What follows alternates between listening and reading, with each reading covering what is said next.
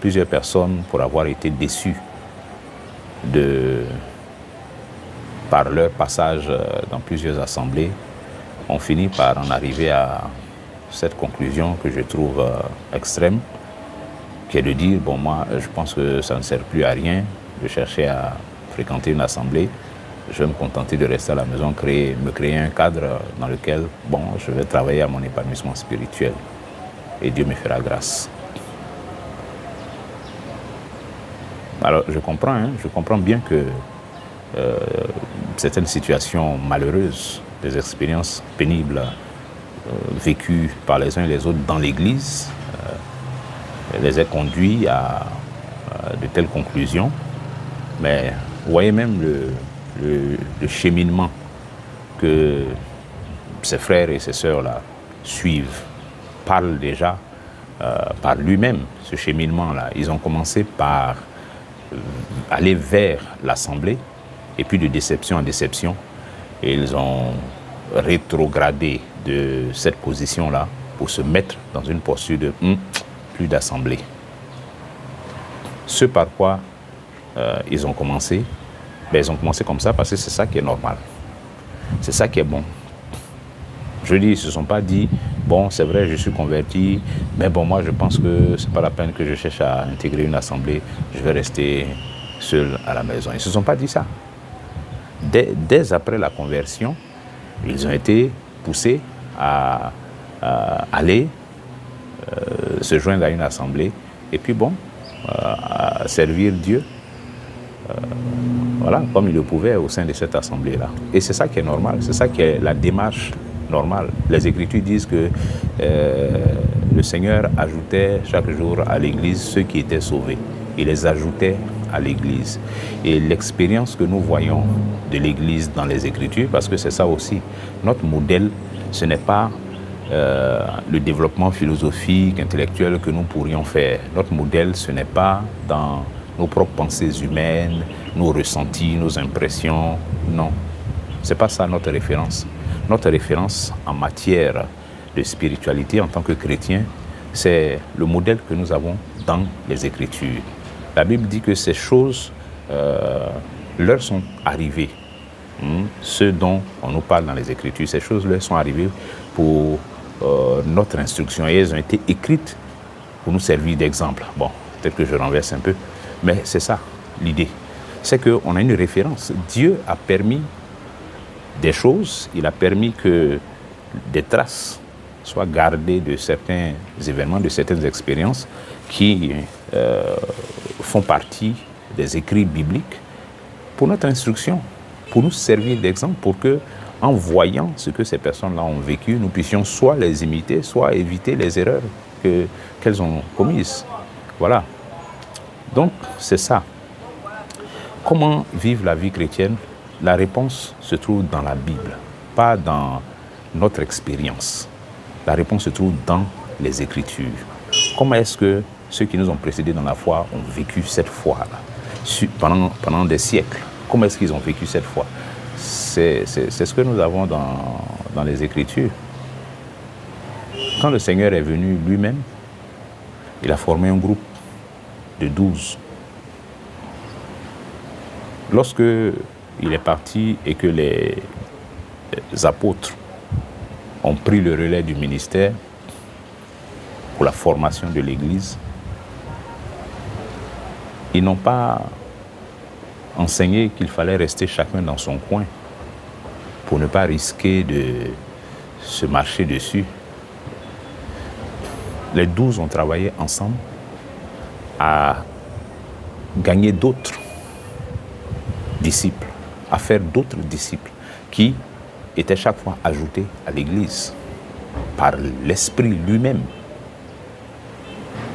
Lorsque Pierre fait sa prêche le jour de la descente du Saint-Esprit, pendant qu'ils étaient dans la chambre haute, ce jour-là, ce sont des multitudes qui se sont converties et qui ont été ajoutées à l'Église. Donc, l'expérience de vie dans l'Église, selon laquelle chacun reste dans son coin, ou bien certains restent dans leur coin, et ne se mêle pas des activités de l'Assemblée ou alors ont un contact très limité avec l'Assemblée, cette expérience-là ne correspond à aucun modèle biblique. À aucun modèle biblique. Dans la Bible, on voit les disciples, ils étaient toujours ensemble. Voici ce que les Écritures nous disent. Ils étaient toujours ensemble dans les maisons. Les Écritures disent, les disciples persévéraient dans la communion fraternelle. Ils persévéraient dans la communion fraternelle, dans la fraction du pain, dans l'enseignement des apôtres, dans la prière. Voilà, donc, la vie de l'Église, c'est une vie de communauté. C'est une vie ensemble. C'est ça qui est normal. C'est ça qui est naturel pour l'Église. Toute autre façon de vivre la vie chrétienne dans l'Église ou en tant qu'Église n'est que contre nature. Si quelqu'un s'isole, si quelqu'un estime que bon, lui va rester dans son coin ou bien il ne veut plus rien avoir à faire avec une assemblée quelconque, il est dans une posture qui est contre nature au regard du modèle que nous avons dans les Écritures. Voilà. Et donc, ce qu'il faut, ce n'est pas de prendre ce raccourci-là. Oui, si quelqu'un est dans une assemblée où il a fini par se rendre compte que les enseignements qui y sont donnés, les choses qui sont pratiquées dans cette assemblée qu'il a commencé à fréquenter sans vraiment la connaître, ne correspondent pas à ce que lui, il lit dans la Bible, à ce qu'il comprend des Écritures, et que ça ne le met pas à l'aise pour son épanouissement spirituel, libre à la personne de s'en aller. Ça, moi-même, je dirais,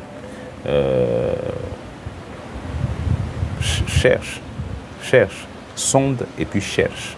Sonde et puis cherche, parce qu'il ne s'agit pas non plus de plonger dans n'importe quelle assemblée. Il faut aller là où la vérité des Écritures est prêchée, là où la vérité et l'évangile plein est enseigné. Et avec la multiplicité des dénominations que nous avons aujourd'hui et avec toutes les dérives que nous connaissons dans nos milieux évangéliques, c'est tout à fait normal et recommandé que quelqu'un, avant de mettre les pieds quelque part, prenne le temps d'observer, d'écouter, pour s'assurer que ce qu'il entend et qu'il voit est conforme à ce qui est écrit. Exactement comme les chrétiens de Béret le faisaient. Alors je signale en passant que les chrétiens de Béret, qui vérifiaient chaque jour dans les Écritures pour voir si ce qu'on leur enseignait était conforme à ce qui est écrit, ce n'est pas les prédications de Apollos ou bien de Aquilas qu'il vérifiait comme ça. C'est Paul lui-même qui enseignait à Béret.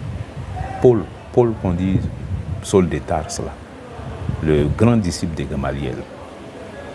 C'est la prédication de celui-là que les disciples de Béret, les chrétiens de Béret, allaient vérifier.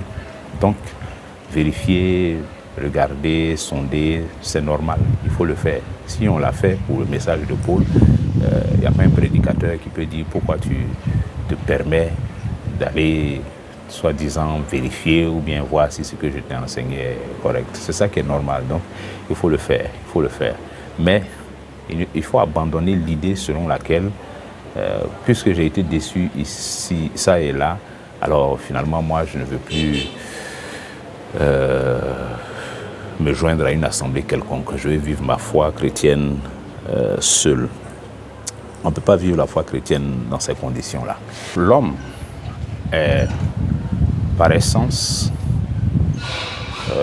dans son aspect naturel et même dans sa dimension surnaturelle, un être social.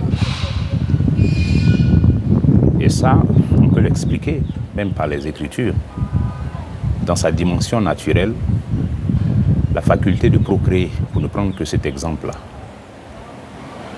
Dieu qui nous a dotés de la faculté de procréer, c'est-à-dire la capacité à nous reproduire, Quand il a dit à l'homme, multipliez-vous, remplissez la terre, c'est une parole derrière laquelle se trouve la réalisation de tout ce qui va permettre justement l'accomplissement de cet ordre divin. Donc, Dieu donne à l'homme tout ce qu'il lui faut pour pouvoir procréer, se reproduire. Alors, on voit bien que dans l'acte reproducteur, Dieu fait en sorte que ce phénomène-là ne soit possible que par la collaboration de l'homme et de la femme. De sorte qu'un homme seul ne peut pas procréer et une femme seule ne peut pas procréer. Je parle de choses naturelles. Quand on prend la dimension spirituelle, le psaume 133 au verset 1 dit « Voici qu'il est bon, qu'il est agréable pour des frères de demeurer ensemble. » Ça c'est bon, ça c'est agréable. Que des frères demeurent ensemble. Des frères, le mot frère, dans la Bible, il est utilisé généralement de façon générique. Donc là-dedans, il y a les sœurs aussi. Donc il est bon que tout cela demeure ensemble. Ceux qui ont en commun la foi en Jésus, ceux qui ont désormais accès à la vérité sur les choses spirituelles, qui sont éclairés sur la vie dans l'esprit et par l'esprit, il est bon que cela soit ensemble. Donc, une fois encore, dans la dimension spirituelle, l'aspect sociologique de l'homme apparaît. Toujours dans la dimension spirituelle, on a le fait que Dieu ait institué l'Église. L'Église, par définition, renvoie toujours à l'image d'un peuple, d'un ensemble, d'une assemblée, d'une congrégation, d'un groupe de personnes. Et c'est ce que nous voyons depuis l'histoire d'Israël jusqu'à la dispensation de l'Église. Dieu a toujours voulu rassembler. Jérusalem, Jérusalem, toi qui disperses, je vous ai rassemblé comme une poule rassemble ses poussins sous ses ailes. Mais on voit dans les actes des apôtres, au moment de la naissance de l'Église, eh bien, les disciples, il est dit que les disciples avaient tout en commun. Ils avaient tout en commun. Donc la communauté de vie. La communauté de vie. L'homme est fondamentalement un être social. L'homme est un être social. Dieu a créé l'homme pour qu'il vive avec d'autres hommes. C'est pour cela que la Bible montre qu'il n'est pas bon qu'un homme puisse être seul. Le Seigneur lui-même l'a dit, le Créateur l'a dit, il n'est pas bon que l'homme soit seul. Et puis, dans le livre des Proverbes, il est dit que celui qui se tient à l'écart cherche ce qui lui plaît. Et il s'irrite contre tout ce qui est sage. Voilà autant de pensées, autant de réalités. C'est une analyse un peu rapide que j'ai faite pour dire que la vie des hommes de façon générale et la vie des chrétiens, donc la vie chrétienne de façon plus spécifique, c'est une vie qui n'a pas vocation à être menée dans la solitude ou dans l'isolement. La foi chrétienne est une foi qui se pratique et qui se vit en communauté, en relation avec d'autres condisciples, en relation avec d'autres personnes qui partagent avec nous cette foi-là. C'est en nous frottant les uns aux autres que nous nous perfectionnons. Quand vous prenez certains principes de la vie chrétienne qui confirment encore la nécessité pour les chrétiens de vivre ensemble et d'apprendre à vivre en communauté et non pas de façon isolée, comme ce monde-là, qui dans son élan de modernisation nous fait avaler tous les travers qui vont avec, parmi lesquels l'individualisme. Et donc quand vous regardez à certains principes qui sont énoncés dans la Bible, des principes tels que celui de l'amour, qui est le plus grand de tous les commandements, eh bien, l'amour ne peut pas se manifester à l'endroit de soi-même et puis point final. Non. Le plus grand commandement, selon les Écritures, est un principe qui ne peut s'appliquer que par rapport à quelqu'un d'autre, dans un rapport, dans une relation avec une tierce personne. Ça, c'est important. Donc, on ne peut pas appliquer le plus grand commandement si on vit seul. On ne peut pas mettre en pratique le plus grand de tous les commandements qui dit « tu aimeras ton prochain comme toi-même » si on vit seul. Si on adopte un style de vie qui est celui de la solitude, celui de l'isolation, celui du retrait, il y a quelque chose qui ne va pas. Parce que ça, ce n'est pas naturel à l'homme. L'homme naturel vit en société. C'est l'homme qui est dénaturé, qui développe des tendances contre nature. Et donc, l'isolationnisme, la solitude, etc., ça, ce sont des travers.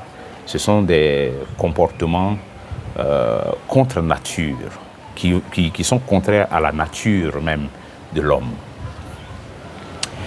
Et ça, c'est très important à comprendre pour nous qui avons en partage la foi chrétienne. Il est important de comprendre que la foi à laquelle nous avons adhéré, la foi à laquelle Dieu nous a associés, eh bien, c'est une foi qui ne saurait être vécue sans tenir compte de ce principe qui veut que cette foi-là puisse être mise en œuvre dans la communauté. Quand le Seigneur Jésus parle à ses disciples dans les évangiles, il leur dit à un moment donné j'ai été en prison, vous ne m'avez pas visité.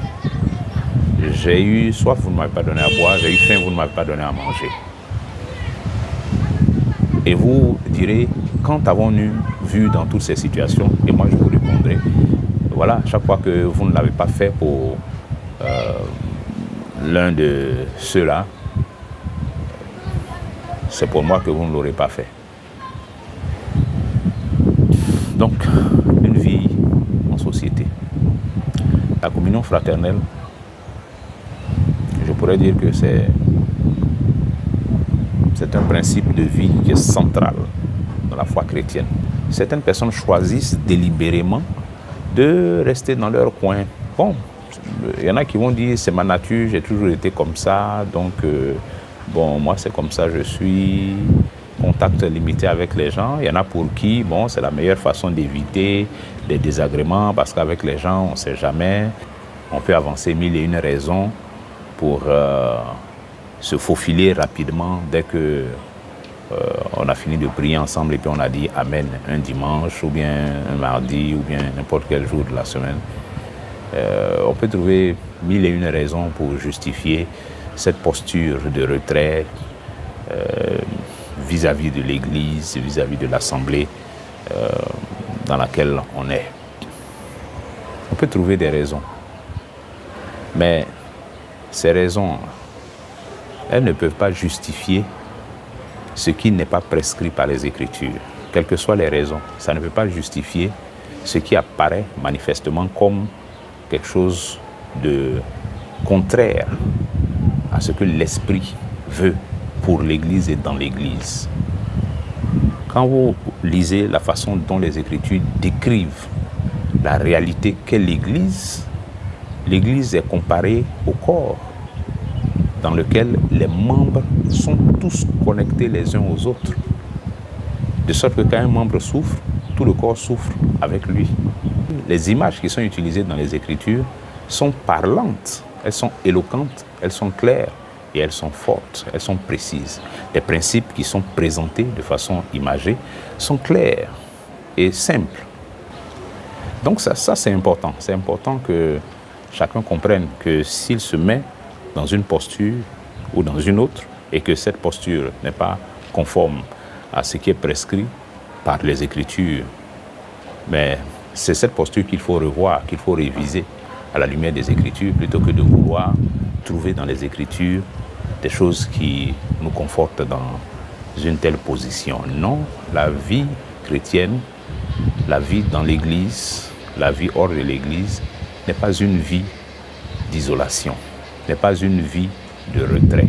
Ce n'est pas une vie dans laquelle on garde des distances vis-à-vis de ceux qu'on appelle pourtant frères et puis sœurs. C'est pas comme ça, la vie chrétienne. La vie chrétienne, ce n'est pas une vie dans laquelle chacun s'occupe de ses propres intérêts uniquement. Et puis, bon, Dieu pour tous. Ça, ce n'est pas la vie chrétienne. C'est le monde qui dit chacun pour soi, Dieu pour tous. Ça, ce n'est pas chrétien. La vie chrétienne, ce n'est pas cette vie dans laquelle on pense à soi et rien qu'à soi. On envisage tout par rapport à soi-même, plutôt que de commencer dans les prescriptions scripturaires et puis appliquer ça à soi. La vie chrétienne, ce n'est pas ça. Ce n'est pas cette vie dans laquelle, même pour s'appeler en semaine, c'est difficile. Se fréquenter, se rencontrer en dehors des programmes de l'Église, c'est difficile. C'est vrai. Nous sommes aujourd'hui dans une société qui nous a donné un style de vie aux antipodes de ce que les Écritures prescrivent là. Le style de vie dans lequel le modernisme, ce que nous appelons modernisme, le style de vie dans lequel ça nous emmène, nos sociétés qui sont en train de s'occidentaliser adoptent un mode de vie individualiste où les activités sont telles que on n'a plus vraiment beaucoup de temps à passer les uns avec les autres. Et ça nous affecte tous. Ça nous affecte tous. Ça fait que le degré d'imbrication les uns dans les autres qu'on devrait avoir, on ne l'a pas. Mais ce n'est pas normal. Il ne faut pas considérer ça comme une situation normale. Il ne faut pas considérer que, bon, c'est ça, c'est comme ça que la vie est devenue, donc on va faire avec. On ne doit pas faire avec. Parce que si on s'est relâché sur ça, on s'est relâché sur quelque chose de capital pour l'Église et pour la vie chrétienne. L'Église va devenir un club, une association, ça va devenir un peu comme une mutuelle ou bien, je ne sais pas moi, une organisation caritative. C'est ça. Ou bien les clubs services qui existent. C'est ça que ça va devenir. Où on a des programmes et on est régi par les programmes formels, officiels. Mais en dehors de ça, il n'y a pas de vie. Il n'y a pas d'échange, il n'y a pas de contact, il n'y a pas d'interaction. Ça, ce n'est pas l'Église de Jésus-Christ. Ce n'est pas l'Église. Ce n'est pas ça. Mais c'est à nous qui sommes les membres de l'Église, c'est à nous qui sommes l'Église, c'est nous qui formons l'Église là. C'est à nous de réfléchir à ces choses-là et puis nous laisser conduire par le Saint-Esprit dans la construction de l'Église, comme il le veut, dans la construction d'une vraie fraternité, dans la construction de vraies relations fraternelles entre nous. Et je le dis comme ça, je ne dis pas que c'est facile, je ne dis pas que c'est simple. Comme j'indiquais, la société d'aujourd'hui, elle est très envahissante et très contraignante. Elle est chronophage, c'est-à-dire elle bouffe le temps. Et elle bouffe le temps de gré ou de force. De gré, avec toute la panoplie incroyable de divertissements qui ont vu le jour et qui continuent de se démultiplier. Mais c'est volontairement que certains vendent une grande partie de leur temps à ces divertissements. Donc de gré. Mais de force également parce que le fonctionnement moderne de la société dans laquelle nous sommes fait que on va se lever le matin à 4 heures pour les uns, à 5 heures pour les autres, commencer à courir derrière les gbaka, les woro-woro, les bus, etc., pour aller au travail. Et rester au travail pendant toutes les 8 heures légales, et puis à la fin de ces 8 heures, refaire le même parcours du combattant pour revenir à la maison, et puis avec tous les embouteillages qui sont là en permanence, et les conditions qui ne sont pas toujours idéales, les conditions dans lesquelles nous nous déplaçons, parce que tout le monde n'a pas les mêmes moyens. Il y en a qui ont les véhicules personnels, d'autres n'en ont pas.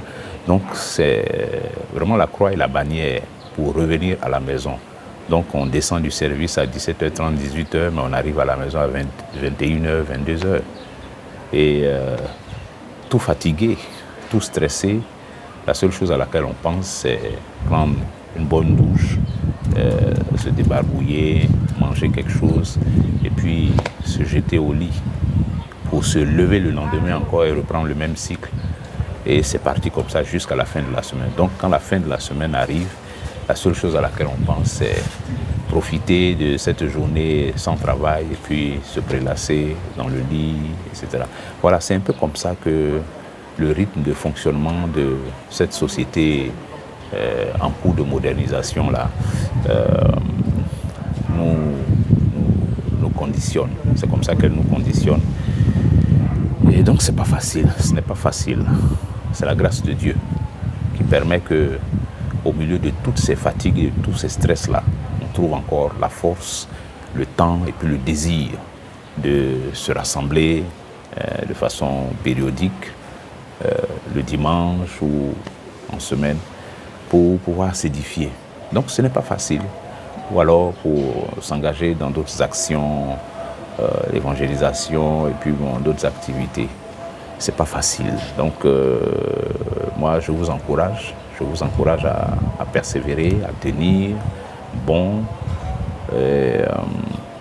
Des gens ont connu des difficultés plus sérieuses que celles-là, et devant lesquelles ce que nous regardons aujourd'hui comme conditions difficiles, c'est le paradis, c'est du gâteau. Des gens ont vécu et vivent encore aujourd'hui. Il y a une publication qu'on appelle Portes ouvertes. C'est une publication qui, chaque année, enfin une organisation qui chaque année fait un rapport, publie un rapport de, conditions dans lesquelles les chrétiens ont la possibilité de pratiquer leur foi dans différents pays du monde. Donc ils dégagent ce qu'ils appellent un indice de persécution pour voir un peu dans quelles régions du monde les gens souffrent à cause de leur foi en Christ.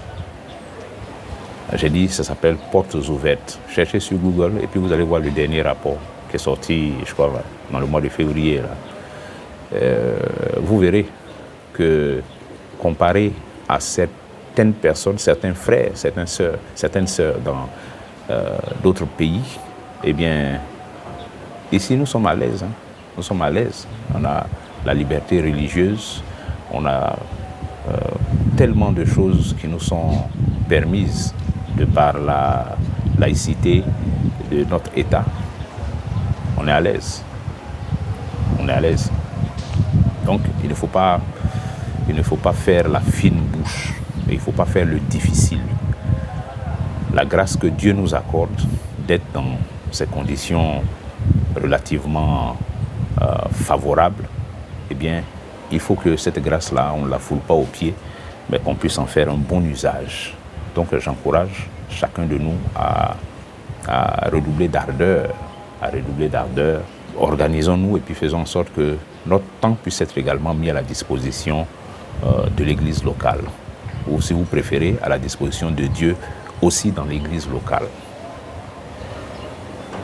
Voilà.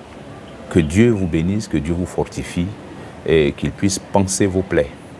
Vous qui avez été meurtris par des expériences antérieures et qui en êtes arrivés à ce genre de conclusion, que le Seigneur vous éclaire et qu'il apaise vos cœurs, parce que c'est ça aussi, c'est l'intensité et puis l'écho de ces douleurs-là qui continue et qui produit de telles postures, qui inspire de telles postures. Que le Seigneur puisse penser donc vos plaies intérieures, ces plaies aussi profondes soient-elles, que par sa parole, il puisse pénétrer jusque dans les profondeurs de vos cœurs, de vos pensées, et que